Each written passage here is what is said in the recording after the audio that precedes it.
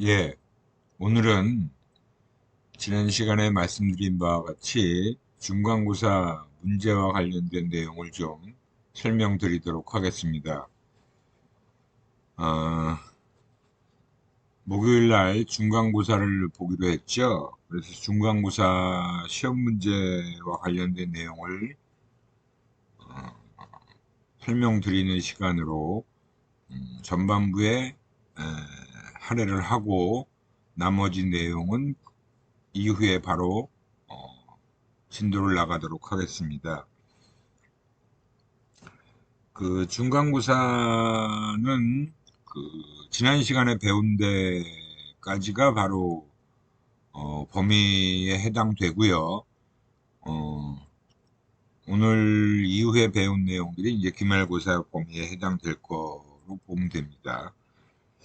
중간고사 그 시험의 유형은 OX, 그다음에 객관식, 그다음에 이제 단답형 문제로 이렇게 총 32개의 문제인데 단답형에서 이제 괄호 안에 들어갈 말을 직접 기입하는 문제가 몇 문제 더 포함돼서 아마 총 35문항 정도가 문제라고 볼 수 있죠. 그래서 중간고사는 35점 만점으로 보시면 됩니다. 그리고 여러분들이 반드시 이 중간고사에서 지켜주셔야 될 일이 연필이나 샤프로 답안을 작성해서는 안 되고요. 볼펜이나 수성펜으로 답안을 기입하셔야 채점이 됩니다. 연필이나 샤프로 작성한 답안은 0점 처리하니까 반드시 그 여러분들이 처음에 연필로 쓰신 답안을 볼펜이나 수성펜으로 고쳐 쓰셔야 돼요. 그 부분은 확인하고 시험지를 제출해 주시면 됩니다. 지금부터 그 시험 문제 출제한 내용을 설명드릴게요. 일단 뭐 우리가 배운 순서대로가 아니라 제가 출제한 시험지 그 문제를 보고 설명드려야 되니까 좀 왔다 갔다 할 수 있어요. 그러니까 여러분들이 잘 정리해 놓으셨다가 다시 한번 쭉 살펴보시기 바랍니다. 그 첫 시간에 아마 배운 거죠. 조직이 탄생된 배경과 관련된 설명을 드렸을 거예요. 그래서 조직 탄생 배경과 관련된 내용 한번 쭉 살펴보시고요.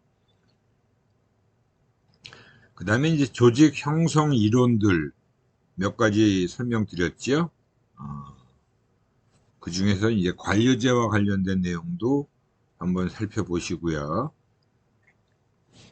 그 다음에 조직 구성원들의 어떤 태도와 관련된 내용을 쭉 설명드렸을 거예요.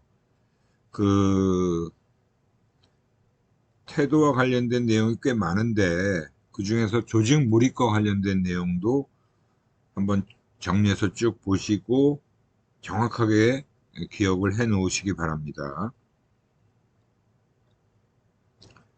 그 다음에 그 조직 형성 이론 중에 조직 이론과 관련돼서 그 시스템 이론 부분이 있죠. 시스템 이론의 내용도 다시 한번 잘 정리해서 보시기 바라고요. 그 다음에 그 조직 공정성과 관련해서 그 공정성 이론 쭉 설명드린 것 중에 그 분배 법칙, 형평의 법칙, 그 분배 법칙 중에서 이제 형평의 법칙, 뭐 평등의 법칙 몇 가지 설명드렸죠. 세 가지의 법칙과 관련된 내용 있죠. 그 내용도 한번 쭉 살펴보세요. 그 다음에 종업원, 구성원들의 태도와 관련해서 자기 효능감이라고 하는 것과 관련된 내용도 한번 정확하게 잘 기억해 두시기 바라고요. 그 다음에 이제 과학적 연구의 목적이라고 하는 부분이 있죠. 그 내용도 뭐 간략하게 기술되어 있으니까 정확하게 잘 기억해 두세요. 그 다음에 그 연구 방법 중에 우리가 척도와 관련된 내용 설명드렸을 거예요. 척도와 관련된 내용도 정확하게 잘 보시기 바랍니다. 그 다음에 이제 그 연구 방법 중에 맨 마지막에 그 통계와 관련해서 상관계수 설명드린 부분이 있을 거예요. 그 내용도 잘, 명확하게 보시기 바라고요. 그 다음에 이제 그 심리 검사와 관련된 내용이 있었죠. 좋은 심리 검사가 갖춰야 할 요건, 아마 몇 가지 설명드린 게 있을 거예요. 그 내용도 정확하게 잘 정리해서 보시기 바라고요. 그 심리적 계약과 관련된 내용 설명드렸죠. 심리적 계약 중에서 우리가 위반 유형과 관련된 내용도 설명드렸을 거예요. 그 위반 유형에 관련된 내용 잘 살펴보시고요. 근데 직무 관련 태도에 어떤 것들이 있는지 쭉 설명드렸죠. 그 직무 관련 태도가 어떤 것들이 있는지 그것도 기억을 잘 해 놓으시기 바랍니다. 그리고 우리가 앞부분에서 살펴봤던 그 과학적 관리에 대한 비판 내용이 있었죠. 그 비판 내용도 명확하게 잘 정리해서 보시기 바라고요. 그 다음에 조직 시스템의 구성 요소라는 거 있죠. 그 조직 시스템의 구성 요소, 사회적 체계의 구성 요소라는 파트에서 우리가 배운 내용이죠. 그 구성 요소와 관련된 내용도 명확하게 잘 보시기 바랍니다. 그 다음에 이제 조직 몰입, 우리 태도와 관련해서 그 조직 몰입과 관련된 내용도 꼼꼼하게 잘 살펴보시기 바라고요. 그 다음에 조정 기제라는 거 있죠. 그 조정 기제와 관련된 내용 또한 여러분들이 잘 정리해서 한번 쭉 정확하게 살펴보시기 바라고요. 또 조직 몰입과 관련된 내용 역시 앞에서 말씀드린 부분하고 거의 비슷해요. 조직 몰입과 관련된 부분 전부 다 살펴보시기 바랍니다. 그 다음에 우리가 그 구조조정의 심리학에서 아마 다룬 내용인데 조직 감축했을 때 개인 반응에서 살아남은 종업원들의 반응 결정 요인이라고 아마 설명드린 부분이 있을 거예요. 그 부분도 잘 살펴보시기 바래요. 그 다음에 이제 우리가 지난 시간부터 배웠던 그 조직 스트레스 반응과 관련된 내용이 있죠. 그 모형에서 아마 설명드렸을 거예요. 그 모형 한번 잘 살펴서 어떠한 그 내용들이 정리되어 있는지 그 부분도 명확하게 기억해 두시기 바라고요. 그 다음에 팀워크의 원칙과 관련해서 아마 몇 가지 설명드린 내용 있죠. 팀워크 그 부분도 꼼꼼하게 잘 살펴보시기 바라고요. 그 다음에 제가 그 영상물 보여드린 거 있죠. 잭 웰치 회장. 그 영상물에서도 제가 시청과 관련해서 잭 웰치 회장이 얘기한 부분에서 한 문제를 출제했으니까 영상물도 한번 다시 한번 보시기 바래요.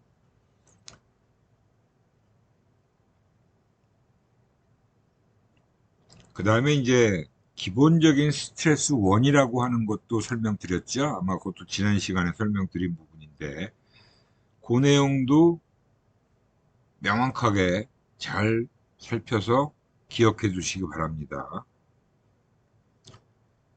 그 다음에 절차 공정성과 관련된 내용, 절차 공정성의 법칙과 관련된 내용을 또 명확하게 기억해 두시기 바라고요. 그리고 우리가 앞에서 그 조직 문화와 관련된 내용도 설명드린 부분이 있을 거예요. 그래서 조직 문화의 핵심이 뭔지 그 내용 관련해서 정리되어 있는 장표 있죠. 그것도 꼼꼼하게 잘 보시기 바라고요. 그 다음에 조직 시민행동 파트에서 배운 내용이 있죠. 그래서 그 내용과 관련해서 그 조직 시민행동의 정의와 관련된 개념과 관련된 내용 설명해 놓은 장표가 있을 거예요. 그 내용도 정확하게 잘 살펴보시기 바라고요. 그 다음에 그 팀 유형과 관련해서 세 가지 유형의 팀 유형이 있다고 말씀드렸죠. 그것도 명확하게 기억을 해 두시기 바랍니다. 그리고 그 심리적 계약과 관련해서 앞에서도 꼼꼼하게 잘 살펴보시라 그랬는데 그 내용도 정확하게 잘 기억을 해 두시기 바래요. 그다음에 조직 문화에 위해서 핵심과 관련된 내용을 말씀드렸는데 그 조직 문화의 정의와 개념과 관련된 설명을 드린 부분이 있을 거예요. 그래서 그 장표, 조직 문화와 관련된 장표도 명확하게 잘 확실하게 기억을 해 두시기 바래요.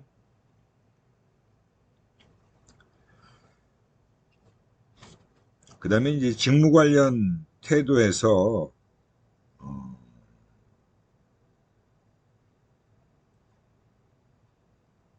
몇 가지 그 직무 관련 태도 설명드린 부분이 있죠. 그 내용들도 좀 살펴보시고요. 직무 관련 태도.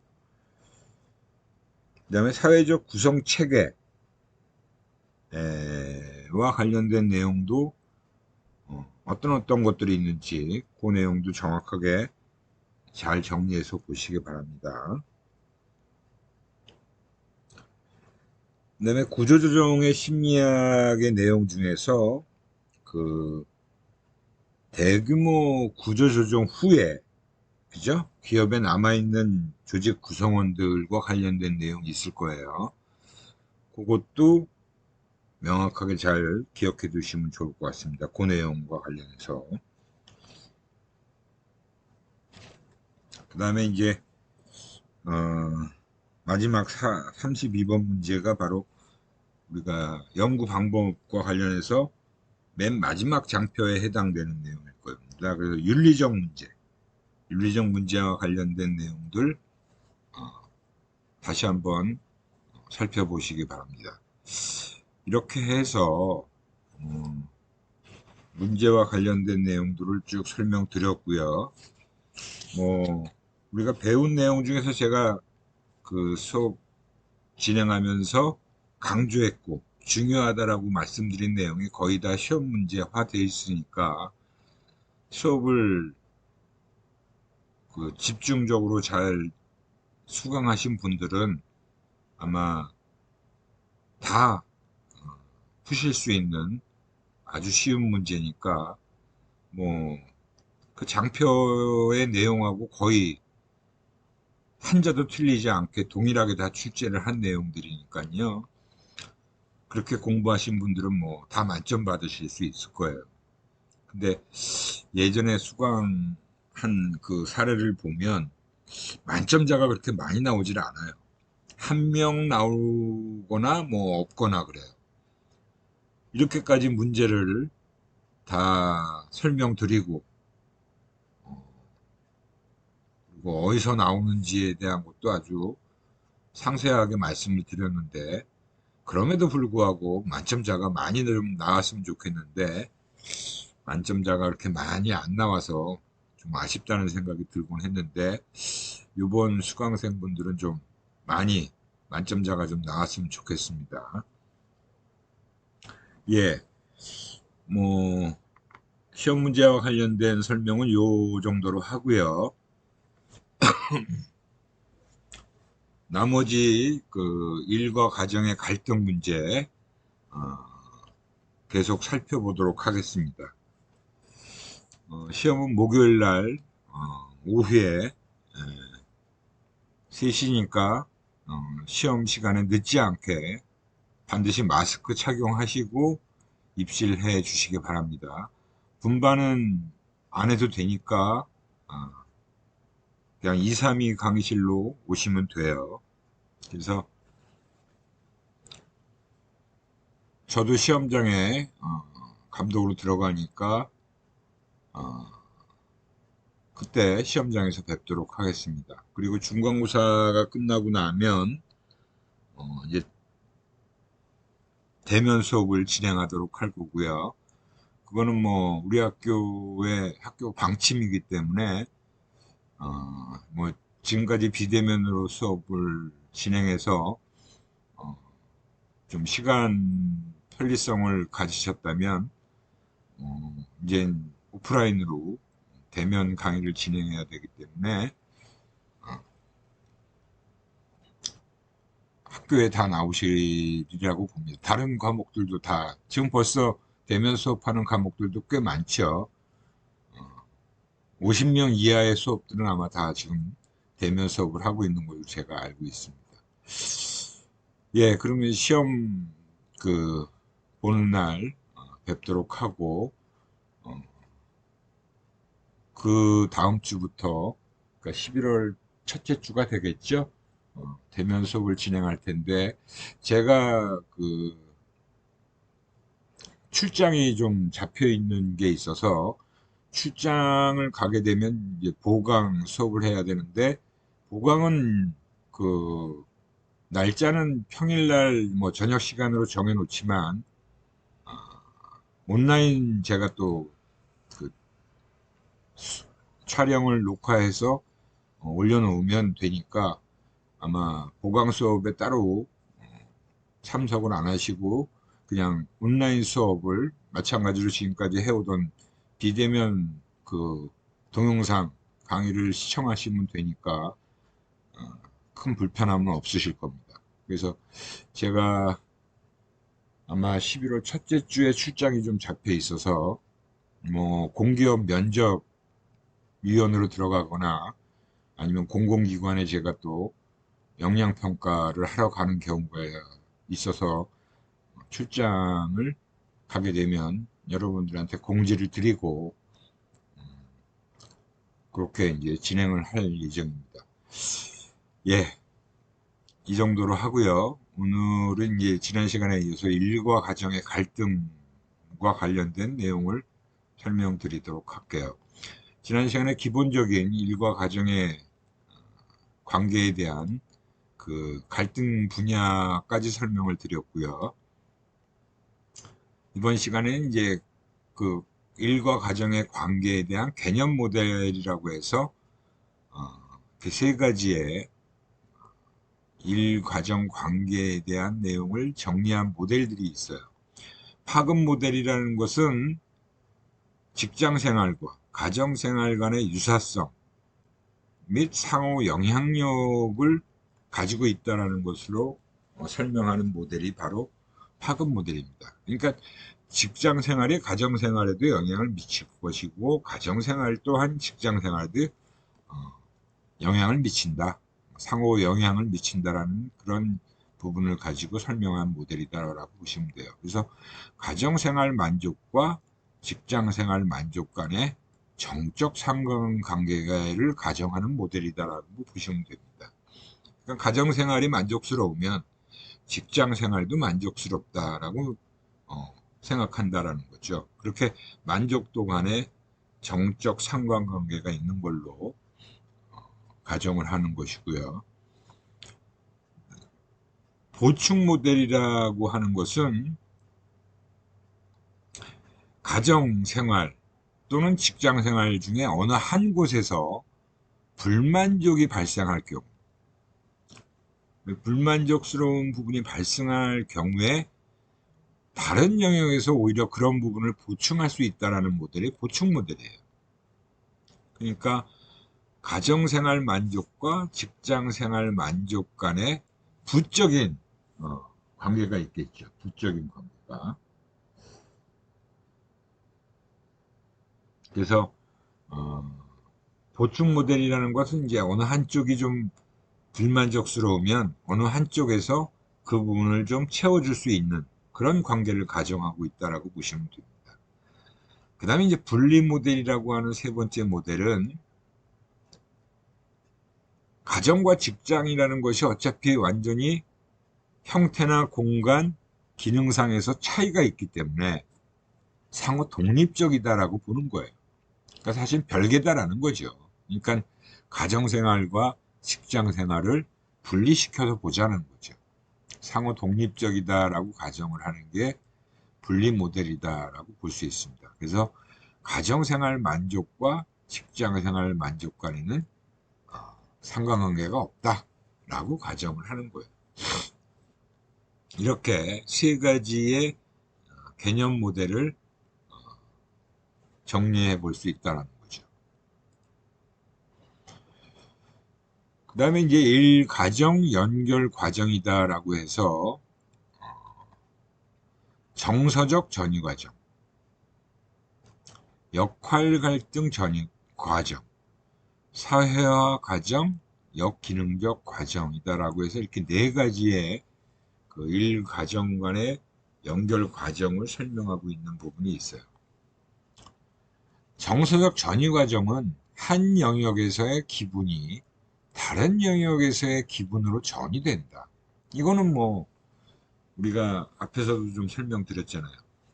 가정에서 뭔가 그 집에 있는 아내하고 다투고 나왔다든가 뭐 아이들 때문에 속상한 일이 있어서 안 좋은 상태로 회사에 나오게 되면 회사에서도 기분 상태가 안 좋은 것이 그대로 전이가 된다는 거죠.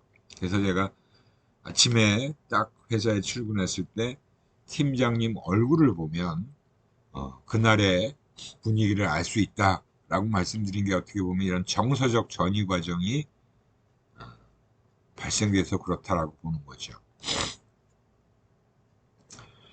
그 다음에 역할 갈등 과정이라는 것은 어차피 자원이라는 건 다 한정돼 있잖아요. 그래서 제한된 신체적, 정신적, 정서적 자원들을 일과 가정에 배분하는 과정에서 역할 갈등을 경험하게 된다라는 얘기입니다.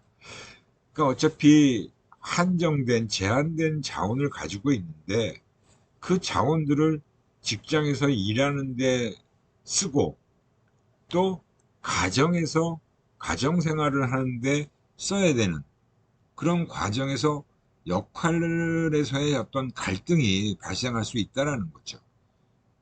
그래서 이런 역할 갈등 과정이라는 것도 우리가 생각해 볼 수 있는 부분이다라고 보시면 돼요. 나는 이제 사회화 과정이다라고 하는 것은 한 영역에서 적응하고 효과적으로 기능하기 위해서 배운 기술과 가치들이 다른 영역에도 적용된다라는 거예요. 그러니까 뭐 가정생활을 하면서 내가 뭔가 효과적으로 사용했던 그런 기능, 그런 기술, 그런 것들이 직장 생활을 하면서도 발휘될 수 있다라는 거죠. 적용되는 거니까 다른 영역에도.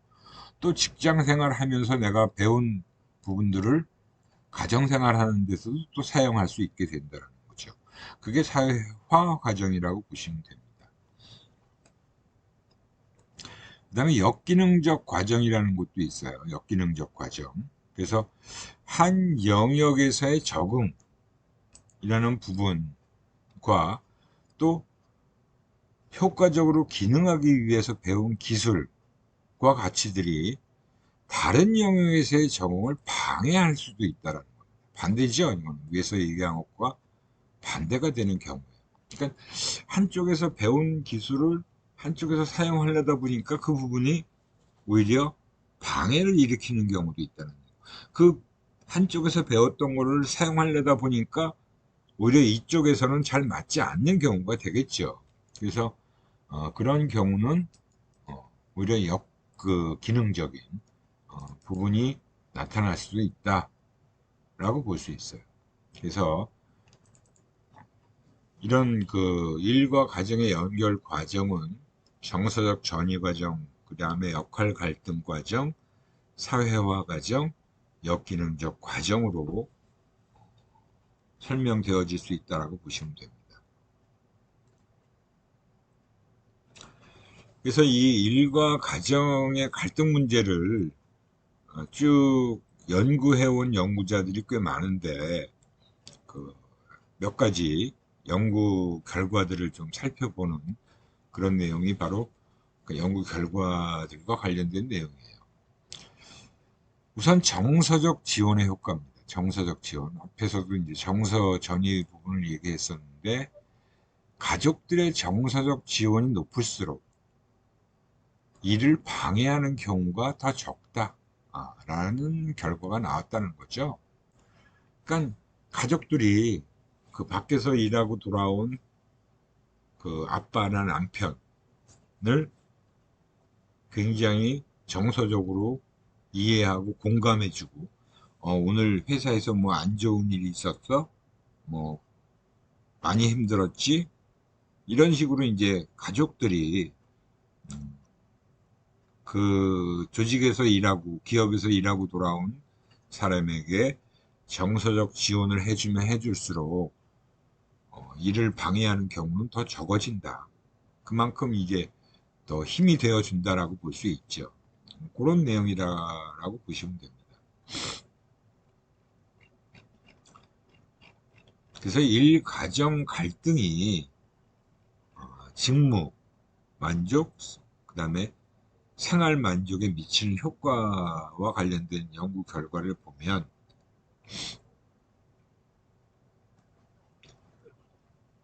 일과 가정 갈등과 직무 만족 간의 상관이 남성보다도 여성에서도 높게 나타난다는 거예요. 아무래도 남성들이 겪는 갈등보다는 여성들이 겪는 갈등에서 좀 더 강하게 나타날 수밖에 없겠죠. 그죠? 그래서 일과 가정의 갈등과 직무 만족이죠. 직무 만족에서는 남성보다는 여성에서 더 높게 나타나고 있다. 근데 역시 마찬가지로 생활 만족에서도 마찬가지예요. 그런 갈등과 생활 만족 간의 상관도 역시 남성보다도 여성에게서 더 높게 나타나더라. 그러니까 이거는 어떻게 보면 일과 가정의 갈등과 관련된 문제는 아무래도 남성보다는 여성들한테 더 많이 좀 작용을 하고 있다라는 거죠. 그래서 그런 부분 때문에 여성들이 이런 갈등 문제를 더 크게 생각할 수밖에 없는 그런 상황을 많이 볼 수 있다라고 보시면 됩니다. 그래서 뭐 이런 갈등이 크면 클수록 직무 만족 떨어지고 갈등이 크면 또 역시 생활 만족도 떨어지겠죠. 근데 그 부분이 정도에서 여성들이 좀 더 높게 나타난다라는 결과가 나왔다라는 거죠.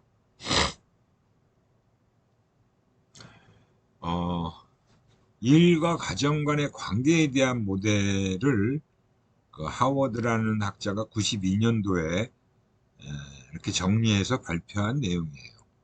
그래서 일을 선호하는 사람, 그리고 가정을 좀 더 선호하는 사람. 근데 이제 최근의 상황과 좀 비추어 보면 이게 이 90년대 당시에 이런 내용이 지금 또 그대로 적용되지는 않을 거라는 생각이 드는데 아무튼 92년도에 일과 가정 간의 관계에 대한 모델을 이렇게 만들어낸 부분이기 때문에 그걸 좀 감안해서 보셔야 될 것 같다는 겁니다. 그 당시에는 이 개인적인 특성, 외적 경험, 관여 이 세 가지 차원에서 일 선호하는 것과 가정 선호하는 부분으로 두 가지로 구분해서 일에서의 책임, 지원, 스트레스 이 세 가지 요소하고 가정에서의 책임, 지원, 스트레스의 또 세 가지 요소가 있죠. 그래서 일 선호하는 부분이 일 관여에 대한 부분하고 가정 선호하는 부분이 일 가정 관여에 이제 영향을 미치는데 일 관여와 가정 관여는 서로 마이너스적인 역상관의 관계를 지니고 있어요.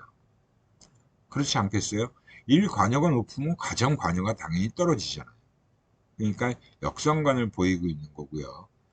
그래서 이제 결국은 일 관여가 높은 사람은 일에 대한 만족을 하게 되겠고 가정 관여가 높은 사람은 아무래도 가정 만족에 더 좀 크게 작용을 하겠죠. 그래서 이런 그 내용으로 그죠?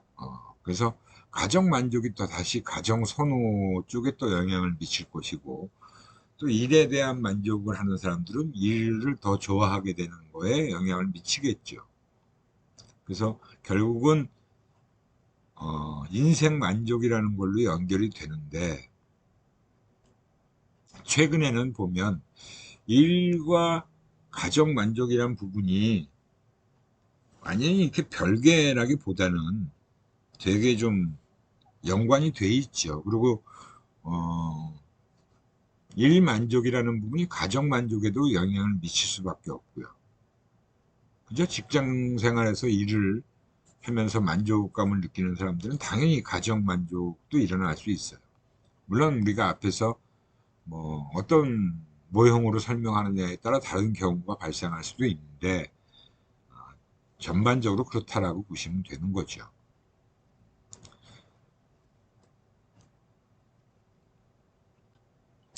그래서 보면 이 하워드의 모델을 가지고 설명해 놓은 부분이에요. 그래서 일 관여와 가정 관여의 두 가지 문제에서 일 관여가 낮고 가정 관여가 높으면 아무래도 좀 직장에서는 불이익을 받을 수밖에 없죠. 승진해서 불이익을 받더라는 거죠.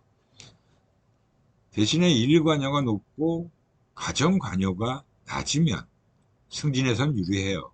그리고 직장 생활을 하는 데 있어서의 그 전문인으로서의 성공도 빨리 이룰 수가 있고, 근데 이제 다른 경력 기회의 상실을 경험할 가능성은 또 높죠. 아무래도 전문인으로 성공을 하니까 너무 일에 이제 자기가 하는 일에 대해서 관여도도 높게 가지고 집중을 할 테니까 다른 경력 기회를 상실할 경험은 높게 나타나는 거죠. 일 관여가 낮고 가정 관여도 낮은 경우도 있을 수 있죠. 그거는 이제 어떻게 보면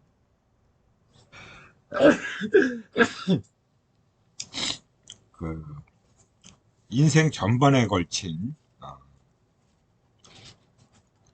만족도가 떨어지고 인생에서 가장 적응을 못하는 그런 케이스라고 볼 수 있죠. 그렇게 일 관여, 일에도 관심이 좀 떨어지고 가정에도 별로 그렇게 관심을 갖지 않는 거죠. 그렇게 되면 그거는 조금 문제가 있는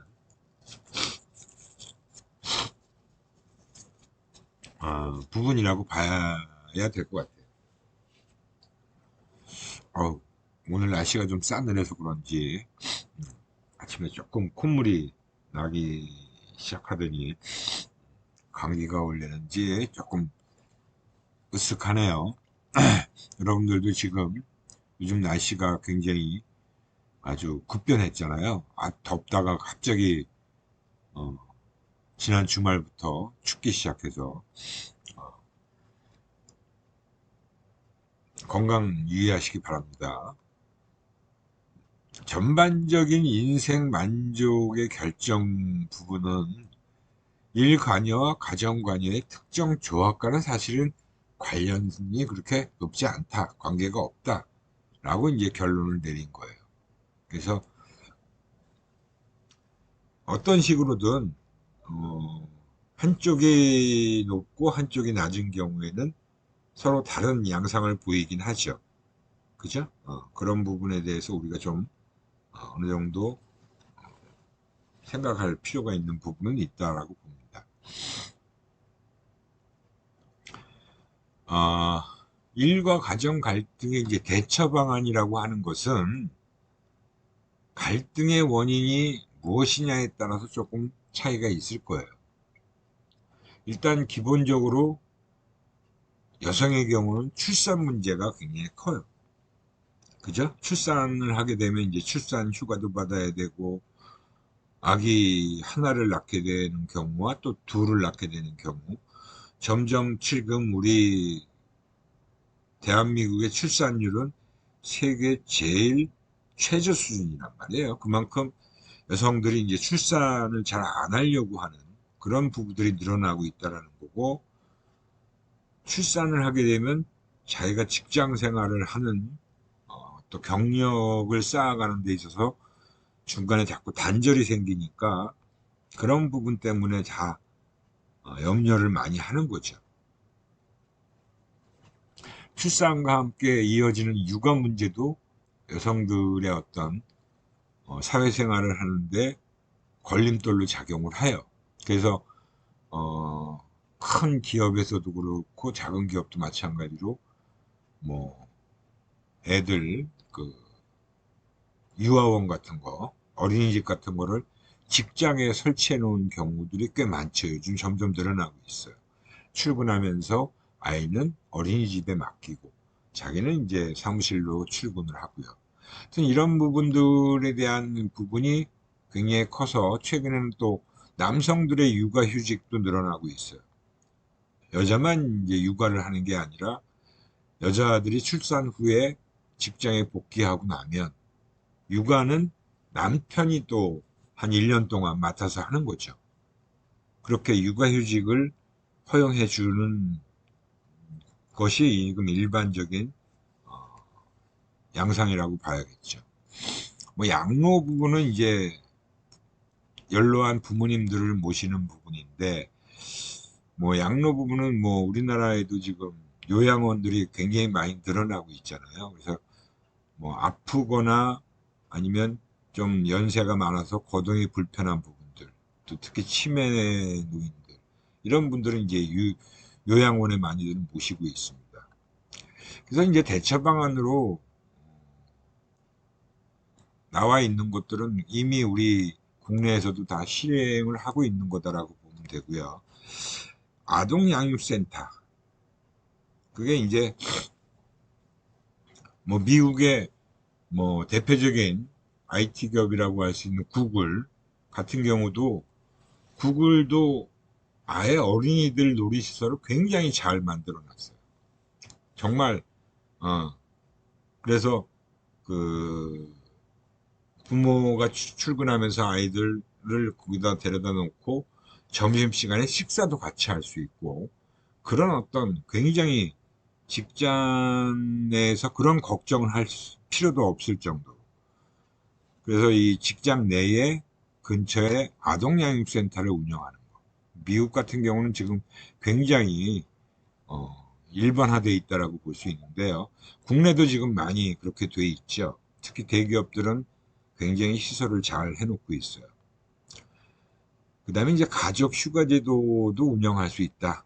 가족 및 의료를 위한 휴가법. 그게 이제 바로 출산, 또 입양, 양육, 간병, 치료와 같은 문제들을 위해서 1년에 최대 12주 무급 휴가를 쓸 수 있게 해준다. 근데 이게 이제는 완전히 유급 휴가로 바뀐 경우도 많고요. 음, 기업에서 이런 그 정책을 시행하면 할수록 종업원들은 조직 몰입을 더 높게 나타내고 있다는 거죠. 그만큼 회사에 대한 충성심과 조직 몰입도가 높아지면 당연히 직무 몰입도 되겠죠. 하여튼 이런 것들이 굉장히 필요한 제도다라고 볼 수 있고요. 양로시설은 뭐 그런 요양원 같은 것들이고요. 근데 이거는 이제 산에 만들어 놓기보다는 타 지역에, 지역 내 다른 곳에 그렇게 만들어 놓고 있죠. 재택근무를 한다는 것은 뭐 우리가 작년부터 우리가 코로나로 인해서 재택근무가 이제는 거의 일반화되어 있잖아요. 그죠? 그래서 이런 재택근무 제도를 운영하는 것도 대처 방안의 하나로 볼 수 있다라고 할 수 있습니다. 그 다음에 이제 맞벌이 가정에 대한 문제. 맞벌이 가정은 지금 뭐 아주 일반화되어 있고 요즘은 맞벌이를 안 하면 젊은이들 사이에서 정말 힘들다라고 해서 결혼할 때도 우선 서로의 직업을 보는 경우가 많고 서로 맞벌이 할 수 있는 배우자들을 찾는 경우가 굉장히 많아졌죠. 그래서 맞벌이를 하게 되는 것이 요즘에 젊은 분들의 이제 트렌드라고 볼 수 있는데요. 갈등도 많이 일어날 거예요. 그죠? 우리가 얼마 전에 그런 광고도 있었잖아요. 그게 무슨 주택 아파트 광고였는가 그랬는데 막 서로 맞벌이 하는 부부의 젊은 부부의 여러 가지 모습을 보여주면서 이렇게 마지막 장면이 퇴근하는 그런 모습인데 부부가 서로 다른 길로 오면서 집에 들어가는 길에 만나서 같이 들어가는 모습을 보여주는 그런 거예요. 그러니까 일과 가정 사이의 갈등은 분명히 발생할 수밖에 없어요. 그 중에 가장 큰 게 육아 문제인데 그 부분도 이제 아까 우리가 앞에서 대처사 상황을 살펴봤듯이 많은 직장에서 이제 해결해 주기 위한 노력들을 많이 하고 있죠. 근데 부부 갈등 이게 이제 육아 및 가사 문제 그죠? 부부 간의 역할 불균형 요즘은 뭐 젊은 친구들이 이런 부분에 대해서는 더 잘하고 있다라고 봐요. 그죠? 그다음에 개인 내 갈등. 예, 이거는 부부 문제 말고도 개인적으로도 자기가 하고 싶은 여가 활동, 사회적 활동에 대한 시간이 부족한 걸로 인해서 생기는 갈등이다라고 보시면 돼요. 여가 및 사적 시간의 부족. 너무 직장 생활에 매여 있는 건 요즘 젊은 친구들은 싫어하잖아요. 그죠? 그다음 맞벌이 부부의 장점으로 작용하는 건 정서적 이익, 자기 성취감 또는 자기 존중감 같은 것들이 많이 생겨나겠죠. 특히 여성분들에게는 굉장히 이 부분이 크다라고 볼 수 있고요. 뭐 물질적 이익도 뭐 맞벌이를 하니까 아무래도 혼자 버는 것보다 소득이 어, 많아질 수밖에 없죠. 요즘은 오히려 뭐 부인이 월급 더 많이 받는 케이스도 많잖아요. 그래서 그런 장점도 가지고 있다. 어, 이런 실업의 심리적인 효과는 이게 이제 뒤에 어, 부수적으로 좀 정리한 내용인데요. 일에 대한 심리적 의미와 경제적 의미, 이 부분은 우리가 이제 일반적인 내용으로 정리가 된 겁니다. 그랬을 때 실업에 의해서 이런 모든 의미가 상실되어진다라는 것을 보여준다라고 볼 수 있어요. 일에 대한 심리적 의미라는 건 하루의 일상이 규칙적으로 이루어지고 있다. 그리고 타인들과의 규칙적인 접촉, 경험 공유하는 문제, 그 생활에 대한 목표 및 목적이 부여되고요. 개인의 지위 및 정체감이 획득되고 다양한 욕구 충족을 할 수 있고 심리적 행복감을 이끌어낼 수 있다는 거고요. 그다음에 경제적 의미는 뭐 사회적 활동이 가능하고 독립적인 생활이 가능하고 다양한 물질적 선택이 가능해지고 사회 경제적 지위를 획득할 수 있다는 거죠. 그래서 자유재량권이 확대되죠. 내가 그만큼 경제권을 가지게 되면 하고 싶은 것들을 할 수 있으니까 그러면서 자존감이 유지되면서 심리적 행복감을 또 이끌어낼 수 있는 부분인데 실업을 하게 되면 직장을 잃게 되면 이 모든 것들이 다 상실되니까 엄청난 상실감을 경험하게 된다는 거죠. 이런 시럽의 심리적인 효과가 연령대별로 좀 차이가 있어요. 반응에서. 중년층들은 어떻게 보면 굉장히 어, 피해가 크죠. 금전적 소득 상실에 따른 피해가 크고요. 사회적 지위도 한순간에 상실이 되어지고 재취업 노력은 하지만 가능성은 낮고요. 여성층의 경우도 본인이 처해 있는 환경에 따라서 사실은 조금 다를 수 있어요. 뭐 혼인했느냐 안 했느냐, 결혼했느냐 안 했느냐, 가족 내 주수입원이냐 아니냐에 따라서 달라지죠. 그죠? 남편이 벌고 있는데 이제 맞벌이를 하는 과정에서는 조금 문제가 더 덜 심각하지만 혼자 자기가 한부모 가정인 경우에는 심각하겠죠. 청년층 같은 경우는 지금 젊은 이들의 문제인데 뭐 실업률이 워낙 높고 지금 취업이 그만큼 어려운 상황이기 때문에 외적 귀인 가능성이 높죠. 뭐 정부가 일자리를 많이 못 만들고 그죠? 뭐 그런 귀인을 하는 거죠. 장기 실업자의 문제는 더 사실 심각합니다. 그래서 뭐 장년층과 청년층이 좀 차이가 있지만 장년층은 특히 건강에 대한 문제가 제일 심각하다라고 볼 수 있어요. 요건 이제 부수적인 내용으로 뒤에 정리한 내용입니다. 한번 여러분들이 참고하시면 될 것 같습니다. 이렇게 해서 내용 다 살펴봤고요. 일단 오늘은 이 정도까지만 하고요. 여러분들이 그 시험 공부 남은 이틀 동안 좀 열심히 하셔가지고 다들 시험 잘 보시기 바랍니다. 뭐 질문 사항 있으시면 질문 코너에 올려주시고요. 목요일 시험 강의실에서 뵙도록 하겠습니다. 예, 수고들 하셨어요.